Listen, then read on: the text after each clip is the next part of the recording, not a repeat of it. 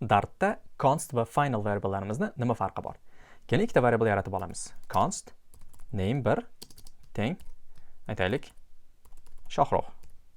Ikkinchisi final, buni name 2 deymiz, teng masalan Anvar. Mana ikkita variable, birinchisi const, ikkinchisi esa final. Const variablelarimiz compile time variable bo'ladi, hisoblanadi. Ya'ni ularni values, ya'ni const bilan belgilangan variablelarimizni qiymati kodingiz yurishi, ishga tushishidan avval aniq bo'lishi kerak bo'ladi. Ya'ni siz const variable yaratdingizmi, yaratgan vaqtingizdayoq unga qiymat berishingiz shart.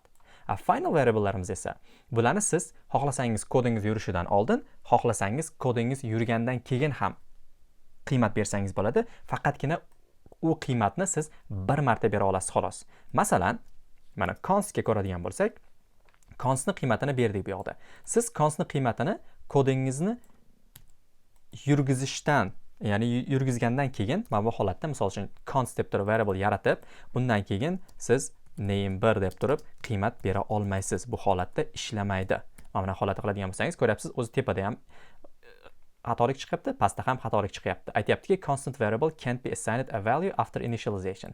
Buni qo'yadigan bo'lsak, the constant name 1 must be initialized. Ya'ni bunga qiymat berish kerak deyapti. Chunki siz const variable'ni yaratasiz, qiymatini albatta yaratganingizdayoq mana bu holatda berishingiz shart bo'ladi. Bo'lmasam bu ishlamaydi. Final variable'imiz esa, final variable'ga tushamiz. Final variable'imiz bu name 2. Buni siz qiymatini olib qo'yishingiz mumkin. Kodingiz yurayotgan vaqtda, xohlagan vaqtingizda, masalan, name 2 deb turib, masalan, aytaylik Anvar deb qiymat berishingiz mumkin bu holatda. Lekin buni faqat bir marta bera olasiz xolos. Mana bir marta bergandan keyin name 2 deb turib, ikkinchi marta yana birorta misol uchun Sobir deb ism ya'ni qiymat bera olmaysiz bu holatda. Ikkinchi marta ishlamaydi. Faqatgina bir marta berishingiz mumkin xolos.